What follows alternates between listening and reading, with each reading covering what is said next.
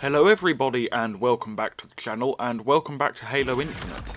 Halo has been around for 20 years now and over its illustrious reign there have been many different weapons in its sandbox.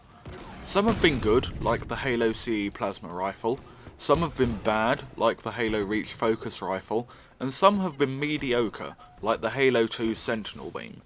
But today, we'll be talking about the Skewer, and how it effectively replaced the Spartan Laser, and, in doing so, made big team battle fun again.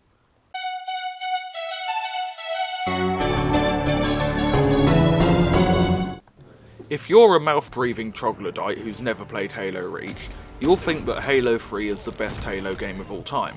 And one of the exciting new weapons that Halo 3 introduced was the Spartan Laser.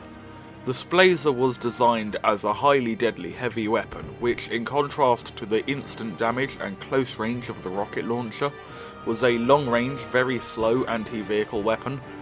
For those of you who haven't used the Spartan Laser before, you held down the trigger, which would charge the weapon up, and after about 3 seconds of charging, the weapon would fire out a deadly hit-scan laser beam capable of one-shotting every vehicle in the game, except tanks.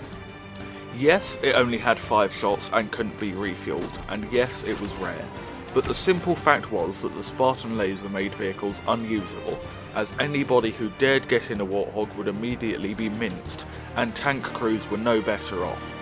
Despite the fact that the Splazer was a 2-shot to tanks, 1 shot would still cripple your tank, leading to certain death as infantry and light vehicles overran your position, and if you thought that was bad enough, the Spartan Laser made the term air power an oxymoron, as both air vehicles were a 1-shot to the Splazer, and hitting a Banshee, or a Hornet especially, was a piece of cake. The Splazer returned in Halo Reach, with a vast swathe of nerfs, and one critical buff that made it even more powerful than it was in Halo 3. Shooting a tank turret with a Spartan Laser now resulted in the turret being completely decapitated from its host vehicle. Yes, the tank wouldn't be destroyed, but now it was nothing more than an armour-plated little tyke scar. For Halo Infinite and its more utility-focused sandbox, 343 Industries decided to give the Spartan Laser another try, and in doing so they gave us the Skewer. Now a hybrid between the sniper rifle and the Splazer, the Skewer vastly improved on the weapon it replaced, by which I mean it was nerfed into the ground. Gone was the hit scan, which was the first step in making air vehicles useful again. Now you needed to lead your shots and account for projectile drop when firing at distant air vehicles.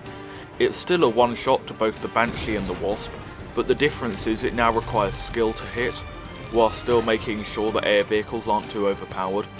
Additionally, whilst the Skewer still does massive damage to vehicles, it is now no longer a 1-shot kill on medium vehicles, which means that a Warthog won't be destroyed when hit, and this is brilliant.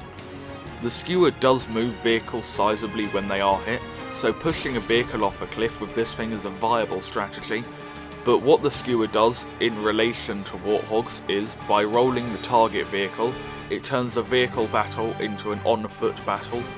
Shooting a Warthog twice with a Skewer is inadvisable, as a coordinated Warthog crew would have more than enough time to right their hog, get back in and then either run away or kill you before you reload, but kebabbing a Warthog and then mopping up any survivors with another weapon is a very good strategy. As for the Skewer's other features, it now features a dual band variable zoom optic, unlike the single level zoom of the Splazer, making it a certified sniper rifle, and unlike the sniper, stalker rifle and shock rifle, it is a 1-shot anywhere on the body to account for slow projectiles and single shots. As such, it does emit a red scope glint when aiming, which can give nearby vehicles time to engage evasive manoeuvres if they're being driven by a sissy, or advance notice to ram you if they're not. Additionally, when not scoped, the Skewer has no aim assist, which makes no scoping, at least on console, near impossible.